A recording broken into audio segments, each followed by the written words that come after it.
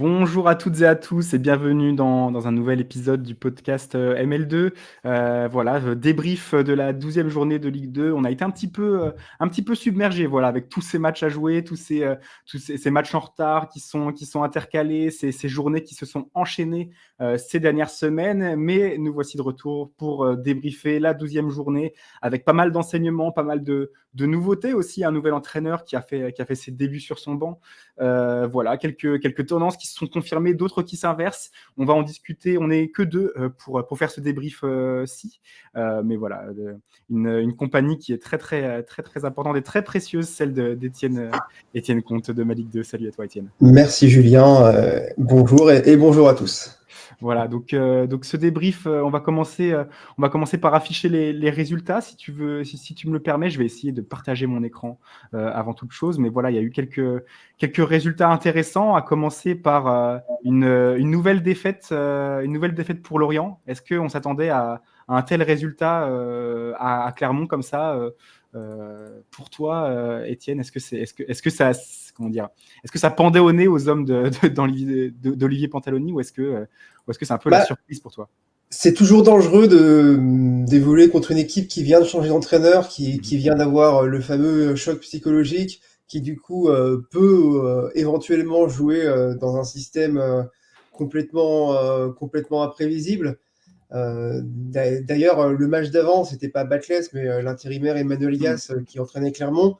Voilà, il avait essayé quelque chose de son côté et ça a marché à Laval. Donc, c'est un match que l'adversaire ne peut pas vraiment préparer. Donc, Ouais. forcément, tu t'exposes un peu.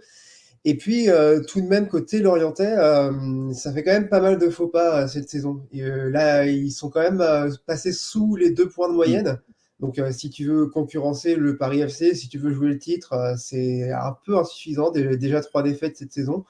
Donc, il y a un peu trop souvent de trous d'air dans cette saison lorientaise. Je pense que ça agace déjà un peu Olivier Pantaloni. Il va falloir qu'il trouve moyen d'y remédier assez vite.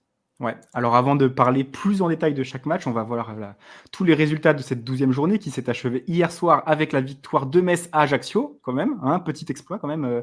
La CA, c'est pas souvent qu'ils sont battus sur leur terre. C'était la Je première crois même fois. que, voilà, même contre Martigues à 9 contre 11, ils ont réussi à garder le match nul. Donc c'est un petit événement. Avant ça, le samedi, il y avait eu la victoire de Caen contre Bastia 2-0, la large victoire de Guingamp contre Grenoble 3-0. Et puis dans le multiplex, on avait vu la victoire de Annecy face à Pau 2-0, le match nul entre Troyes et Laval 0-0. Comme tu le disais, Clermont qui bat 2-1 le FC Lorient, l'USL Dunkerque vainqueur à 3-1 de l'Amiens SC, Martigues qui se fait avoir dans les dernières minutes contre le Red Star 1-0 dans ce duel de promus. Le Paris FC et Rodez se séparent sur le score de 3-2, match très intéressant. Et voilà pour le multiplex et toute l'intégralité de cette 12e journée. Étienne, je te demande direct, est-ce que tu as des tops ou des flops pour commencer cette émission? Est-ce qu'il y a un match en particulier qui t'inspire? Commençons par le positif. Il y a vraiment un match qui a été formidable. C'était celui entre le Paris FC et Rodez, qui d'ailleurs a sauvé un multiplex de vendredi qui n'était pas le plus spectaculaire de la saison, sans doute. Ce qui est admirable avec cette équipe de Rodez, c'est qu'elle renonce jamais à ses principes offensifs. On en parlait au début de saison quand ils avaient des résultats vraiment très compliqués. On se disait, est-ce que cette envie d'attaquer, ces talents offensifs ne risquent pas d'être la victime des résultats? Est-ce qu'au bout d'un moment, Didier Santini va être obligé de revoir sa copie? Non, il s'est accroché, il a eu raison. Ouais. Bon, la Rodez reste sur 3 matchs nuls, mais ils viennent de faire un match nul contre le leader. Il n'y a pas si longtemps, ils ont accroché un autre 3-3 contre Lorient. C'est Et ça. puis Et voilà, match nul à c'est Bastia, c'est pas admirable. rien. Ouais. Comment? Et match nul à Bastia. Oui, aussi, ce qui est quand même Oui. une performance pas évidente non plus de gagner à Bastia. Et puis, bon, ils ont réussi à mener 3-1 et ils ont quand même dû lâcher 2 points face au talent qu'il y a en face à Paris avec Maxime Lopez qui a été sans doute l'homme du match côté parisien. Ouais, très certainement, avec le doublé aussi d'Ibrahima Baldé. Est-ce que je vais réussir à avoir les statistiques? Voilà, les statistiques du match. On s'y attendait à un tel rapport de force avec une possession de balle largement parisienne. Mais à l'arrivée, ça fait quand même 3 buts partout avec, Réussir à faire 7 tirs cadrés en ayant si peu la balle, c'est la preuve d'une certaine expertise en contre-attaque, on va dire. ouais. Mais il s'attendait, hein, Stéphane Gilly, il Oui, savait à quoi s'attendre et il s'est dit: «Il ne faudra pas se faire piéger». Ben, ils se sont fait piéger 3 fois. Voilà, de quoi un petit peu agacer l'entraîneur du Paris FC qui voit malgré le fait que c'est un point gagné sur la fin du match, puisqu'il y avait quand même 3-1 comme tu le disais juste après la mi-temps. C'est pour lui pas suffisant. C'est pas un rythme suffisant, c'est dans le contenu, c'est pas suffisant. Même si ils sont toujours premiers au classement, les Parisiens, c'est pas encore assez pour se détacher, mais c'est quand même un match impressionnant entre deux équipes qui nous avaient déjà plu l'an dernier. C'était un petit peu le remake de ce premier tour des playoffs. Et voilà, 3 partout, aucune des deux équipes n'a su se départager. Comme dans le match de playoff d'ailleurs, qui a dû se terminer au tir au but, une victoire de Rodez. Voilà un petit peu pour ce match-là. Est-ce qu'il y a quelque chose d'autre que tu voulais signaler sur cette rencontre ou non, non, je crois que j'ai fait le tour. Très bien. Bah, pour ma part, le top de cette 12e journée, ça va être la victoire de Clermont. On a un petit peu parlé de la défaite de Lorient, voilà, un petit peu étonnante. Avec, c'est vrai, cette charnière à 3 qui était un petit peu une innovation quand même. On s'était étonné parce que d'habitude, c'était plus un 4-4-2 qui était aligné par Olivier Pantaloni. Là, il a voulu innover. Ça s'est pas bien passé pour son équipe. Et cette victoire 2-0 avec le but de Da Silva, on y a pensé. Le magnifique but aussi de Maïdine Douane, je ne sais plus comment on dit Douane, je crois. Hein. Je Mais sais pas. superbe, ouais, superbe réalisation je crois que c'est son deuxième d'ailleurs en autant de matchs. Hein. Il avait déjà marqué à la 11e. Non, vraiment un match réussi de la part des hommes de Laurent Batles qui s'acclimatent bien, on va dire, au Clermont Foot. Alors, bien sûr, je pense qu'il y a eu cet effet aussi électrochoc pour les Clermontois, puisque à l'instant où Sébastien Bichard, qui n'est pas un mauvais entraîneur, loin de là, s'est fait renvoyer, il y a eu 2 victoires d'affilée. On le voit très souvent, voilà, c'est l'effet de l'électrochoc. Ça donne un petit coup de fouet un petit peu aux joueurs qui se remettent en question. Ils savent aussi qu'il y a un nouvel entraîneur qui va arriver, donc qui a aucune place qui n'est acquise, on va dire.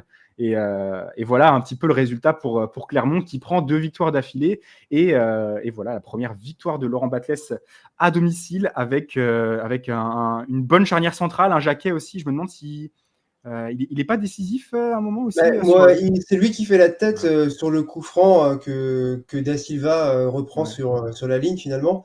Et d'ailleurs, moi, je j'ai pas l'impression que Da Silva touche tant que ça le ballon, mais je crois que le but lui est toujours accordé, donc Il lui a je été peux accordé, l'avoir. ouais. C'est ça, c'est ça. Mais c'est ça, c'est les défenseurs centraux qui ont parfois fait justement défaut au Clermont Foot, qui ont parfois commis des erreurs assez étonnantes. Alors même si Jacquet il est jeune, Damien Da Silva, on s'attend quand même à un certain niveau de sa part. Et voilà que c'est eux qui assument aussi les responsabilités sur corner, sur ce but, sur ce premier but marqué, et puis le deuxième but de Douané. On pourra en reparler, mais vraiment, vraiment superbe.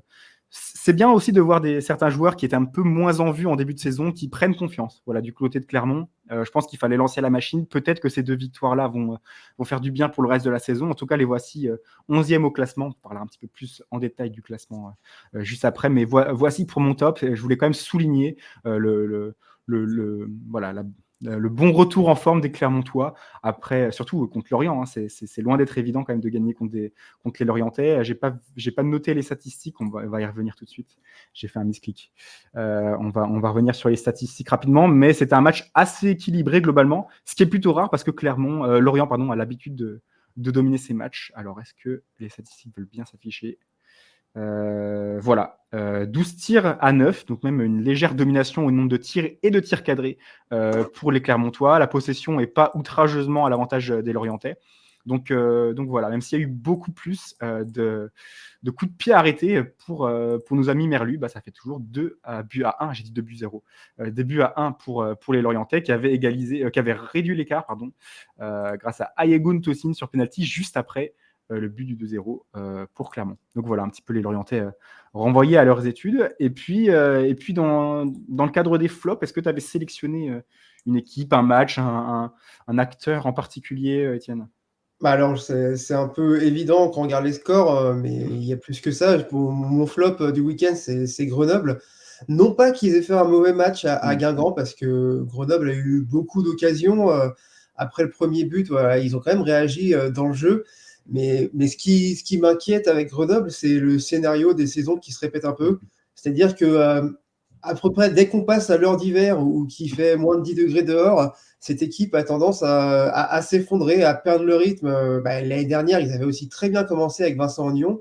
Et puis, une fois le milieu de l'automne passé, ça s'est un peu délité. Et là, on les avait carrément plus vus jusqu'au printemps. Donc Mhm. j'espère que Grenoble n'entre pas dans une période d'hibernation. Ce serait bien Ouais. dommage parce que ils ont quand même tout pour faire de bonnes performances. Ils ont un superbe milieu de terrain dans l'ensemble. Mhm. Ils ont un des meilleurs attaquants pour transformer les occasions. Voilà, donc même Diop, je trouve que c'est un très bon successeur à Maubleu. Donc il y a pas de raison que Grenoble s'effondre tout d'un coup comme ça, Mhm. qu'il fasse 3 défaites en 5 matchs. Je trouve ça un peu dommage. Donc Mhm. voilà, c'était ma petite déception du week-end. Ouais, j'avais lu aussi chez nos très bons confrères de Grenoble Foot Info, de Métro Sport, que Grenoble, le milieu qui est très, très qualitatif, je suis d'accord avec toi, répond quand même pas tout à fait aux attentes. Pour moi, ça doit être justement un petit peu la pierre angulaire de cette équipe-là, le moteur de cette équipe-là. Et au final, on les a vus un petit peu galérer quoi, dans cette rencontre-là. J'ai bien aimé Olaitan, voilà, dans une configuration assez inédite aussi pour les Grenoblois. Mais voilà, c'est vrai que des Benet, des Rigaud qui n'étaient pas titulaires pour ce match-là, je me demande si c'est lui qui est rentré à la place de Mbemba. Non, c'est Saïkou Touré. Rigaud, il est rentré à la place de Joseph, voilà, à la 73e minute. Mais oui, c'est ça. Il y a eu il y a effectivement, on attend plus en fait de ces joueurs au milieu de terrain, on sait de quoi ils sont capables et c'est pour ça aussi que nos attentes sont aussi hautes. Euh, Moi, j'ai été un petit peu déçu par l'apport de Lenny Joseph qui semblait faire des différences à chaque fois et puis qui s'en mêlait les pinceaux au moment crucial. Voilà, il y a un petit peu tout qui s'est embellé du côté de Grenoble. J'ai vu un Mouyo Kolo qui était très comment on dit, nerveux. Voilà, très nerveux, très frustré par moments aussi, voilà, qui avait du mal à contenir ses émotions par moments. Voilà, donc tout simplement un match sans pour les Grenoblois qui n'ont pas non plus été ridicules, loin de là. Hein. Aux statistiques, ils étaient même plutôt au coude à coude, mais quand tu te prends un but dès la première minute, signé Brighton Labo, et que tu n'arrives pas à riposter pendant les 20 premières minutes, quand même, ils avaient bien la tête sous l'eau. Hein. Ça aurait pu être 1, 2 ou 3-0 dans le premier quart d'heure. Et finalement, ils ont réussi à équilibrer les débats. Ça n'a pas suffi. Et en deuxième période, donc du coup, les buts de Jacques Sioué, très bon début de saison de sa part, et d'Amadou Sagna à la 67e, pour un peu clore les débats. Voilà, 3-0 après l'heure de jeu, bon, c'était un peu terminé pour le GF. Petit flop parce on attend tout simplement plus d'eux, hein, c'est ça, Étienne. Oui, exactement. Et puis, je sens que c'est une équipe qui risque d'avoir des regrets en fin de saison à cause de Mm. ce genre de trou d'air. Et ça leur arrive un peu trop souvent. Et d'ailleurs, c'est un peu aussi le cas de Guingamp qui a Ouais. très bien commencé la saison, là, qui a perdu Mm. plein de points à la suite, là, qui a fait un mois d'octobre un peu catastrophique avant ce match. Mm. Donc voilà, c'est un peu dommage. Voilà.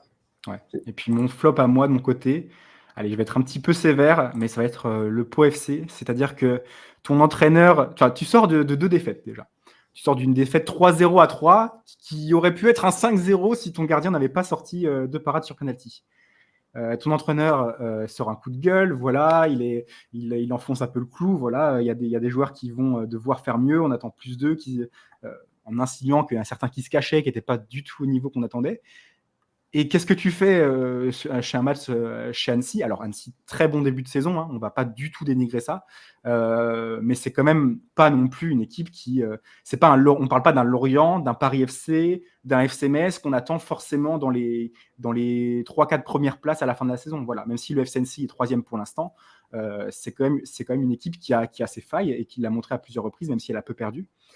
Et tu commences la rencontre en concédant un penalty à la 5e minute. C'était une main de Jean Ruiz, je crois. Voilà, tu subis les débats d'entrée. Voilà, tu te fais avoir comme ça et tu te torpilles d'entrée de jeu. Et puis après, je crois qu'autour du quart d'heure ou de la 25e minute, je sais plus de jeu, t'as Pau qui commence à rentrer dans son match, qui commence à aller mieux. T'as un carton rouge qui est adressé. Alors c'était carton rouge C'est à pour Vincent Pajot en Pajot, début voilà, de deuxième seconde carton période. jaune. Voilà, pour un deuxième carton jaune de Vincent Pajot en début de deuxième période, c'était à quelle minute est-ce qu'on a vu ça Je vais retrouver ça, mais c'était en tout C'est vers début la de 55e, je crois. voilà, 55e minute, dans ces eaux-là. 52e dans mes souvenirs, voilà, 52. Pardon. 52e, alors bien sûr, il faut se réorganiser de part et d'autre, mais tu n'arrives pas à enfoncer à faire parler cette domination, même si tu es à l'extérieur, quand tu joues une mi-temps entière, que tu es le Pau FC, hein, tu n'es pas non plus un promu, quoi. Tu es une équipe qui a validé ta place, qui a montré que tu avais une bonne attaque, des bons éléments à peu près dans tous les secteurs, et tu n'arrives pas à faire parler cette domination, cette supériorité numérique avant de concéder inévitablement un but contre son camp un peu gag de Diane Mohamed à la 89e quand Annecy partait en contre.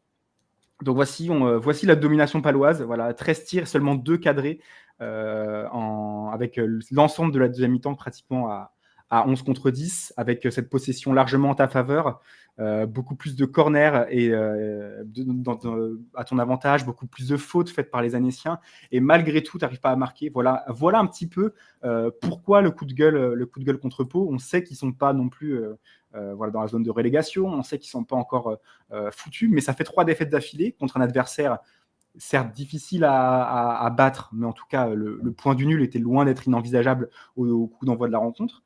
Et tu te trouves à perdre comme ça dans de telles circonstances. C'est aussi parce qu'on aime bien ce Pau FC-là et qu'on sait de quoi il est capable qu'on est un petit peu sévère avec lui et qu'on le place dans les flops, quoi. Voilà. Ouais. Je pense que le fait de jouer quand même 5 matchs en 14 jours, ça leur a Évidemment. pas fait du bien. D'ailleurs, avant que ça arrive, ils s'en sont pas mal plaints de cette programmation.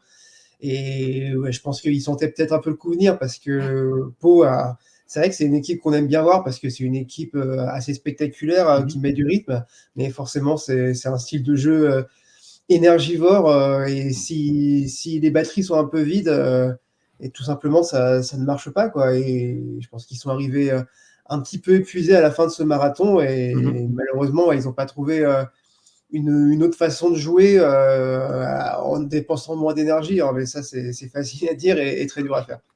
C'est très dur à faire et forcément, ils auraient peut-être aimé un petit coup de pouce des organisateurs. Après, c'est toujours dur de pas mettre un match en semaine quand tu as un match reporté. Voilà, il faut bien le placer quelque part.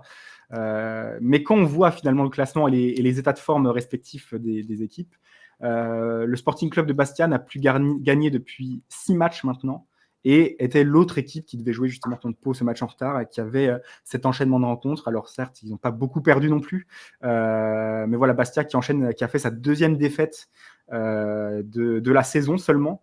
Au terme de cet enchaînement de matchs alors ils ont perdu Bastia à Caen. Ils ont perdu à Caen en faisant un bon match. Honnêtement, ils ont fait un bon match. Pas du tout lucide dans les deux surfaces, puisque Caen a peu d'occasions et que Bastia a au contraire beaucoup d'occasions de marquer, mais ne le font pas. Il y a aussi le penalty.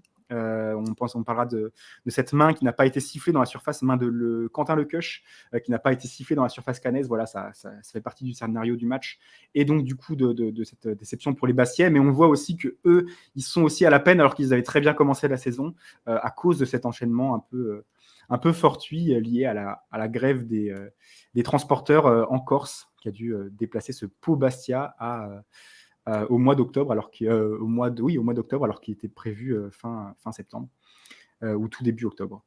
Voilà un petit peu pour le classement. Le Paris FC qui patine un peu, Lorient qui est un petit peu moins bien, on va dire, ces derniers jours. Et finalement, ça profite un petit peu aux poursuivants. Guingamp qui s'est bien remis dans la course. Annecy qui n'a plus perdu depuis 3 matchs. Voilà, on a quand même, on pensait avoir un top 2 qui allait s'éloigner. Et finalement, tu te retrouves Annecy et Dunkerque. D'ailleurs, chapeau à ces deux équipes-là. Annecy et Dunkerque, seulement à 1 point du FC Lorient.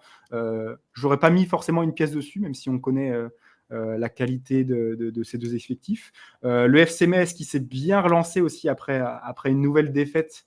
Il s'est bien relancé aussi sur la pelouse de l'AC Ajaccio.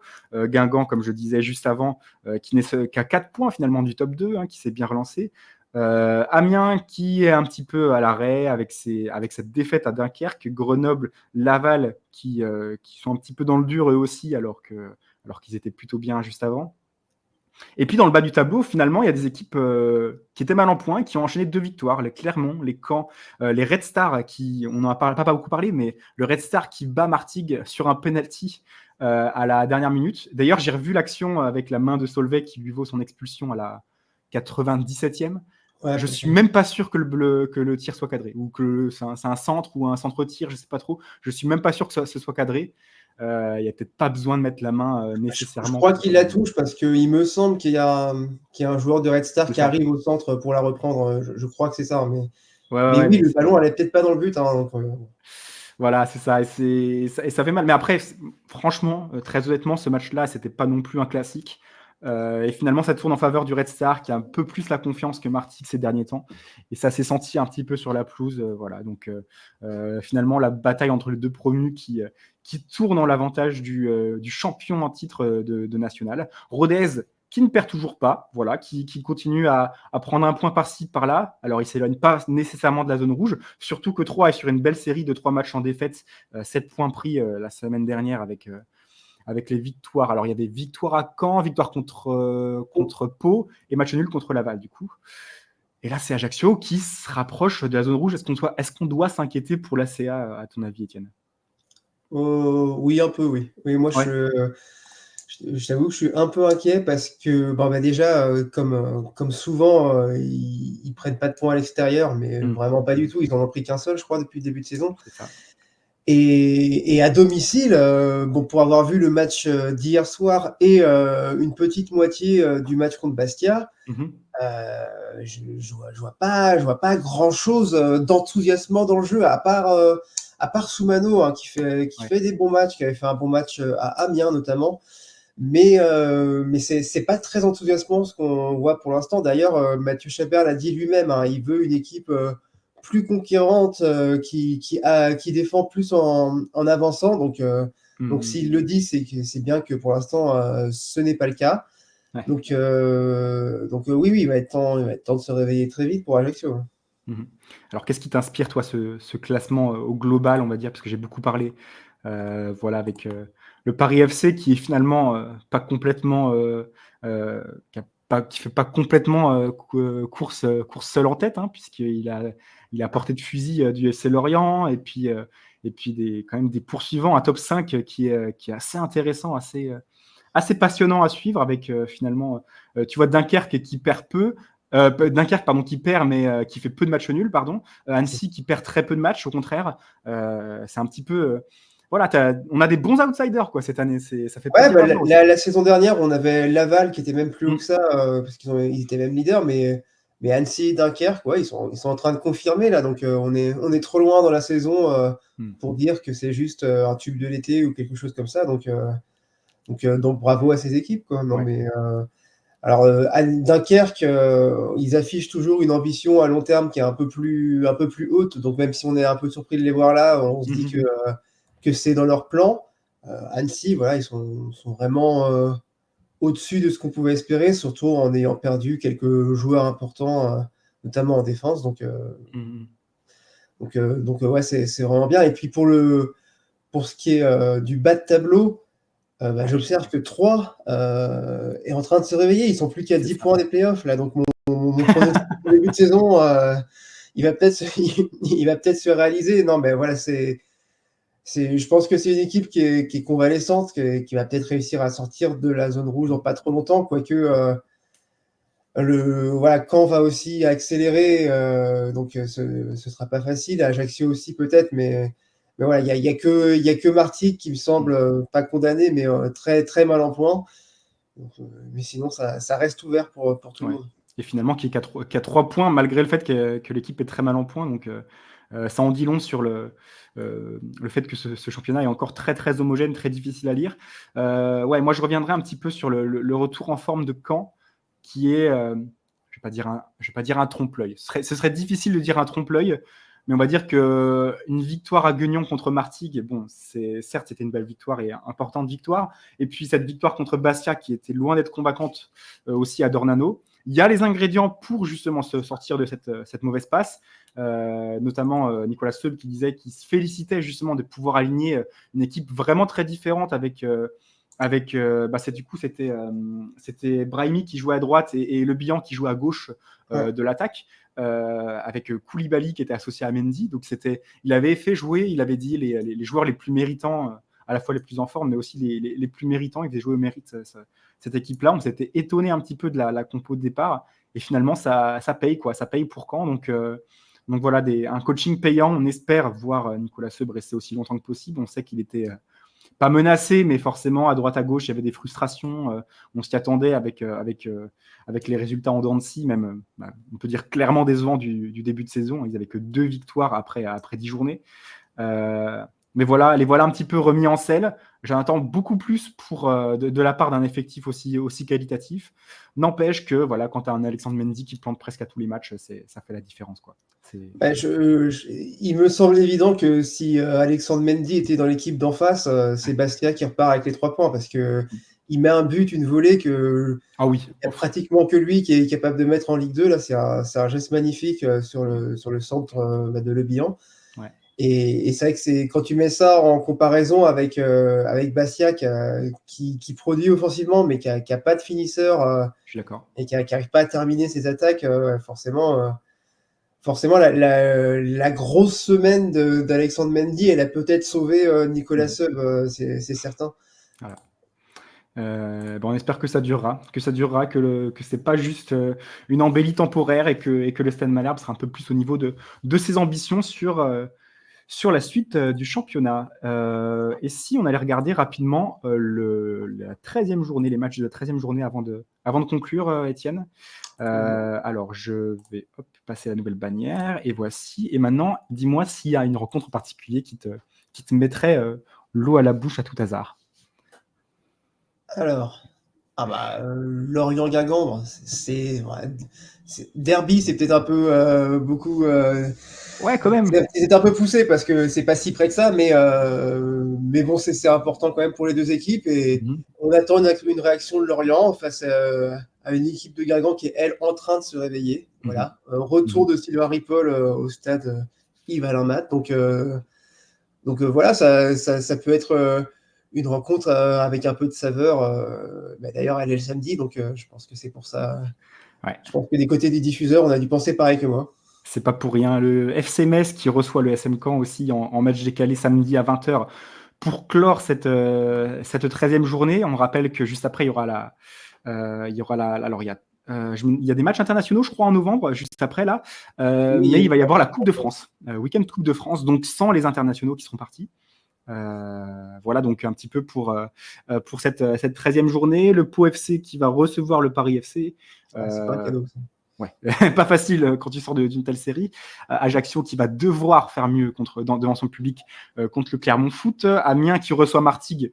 Bon, là, très clairement, vu la forme d'Amiens à domicile, c'est quasiment victoire obligatoire pour les Picards. Grenoble-Dunkerque, quand même, joli choc entre deux équipes qui ont des ambitions. Voilà, je suis assez intrigué par ça. Et puis Red Star 3, attention aux perdants, voilà, qui sera, si je ne m'abuse, dépassé. Enfin, en tout cas, le vainqueur de ce match-là sera devant l'autre.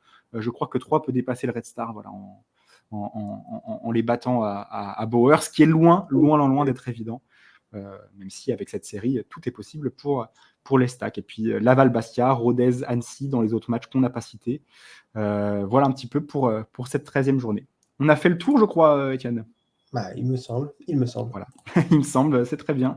Merci à tous d'avoir suivi cette émission une bonne demi-heure, voilà, un petit peu pour reprendre les bonnes habitudes avant la 13e journée, avant ensuite une premier tour, en tout cas entrer en liste des clubs de Ligue 2 en Coupe de France. Si jamais vous n'avez pas encore vu, vous pourrez trouver sur maligue2.fr le programme des différents clubs de Ligue 2 pour la Coupe de France, les dates et horaires de tous ces matchs. Et puis en attendant la 13e journée et un nouveau débrief, je vous souhaite de passer une agréable fin de journée, une agréable semaine, et à très bientôt. Salut tout le monde. Salut.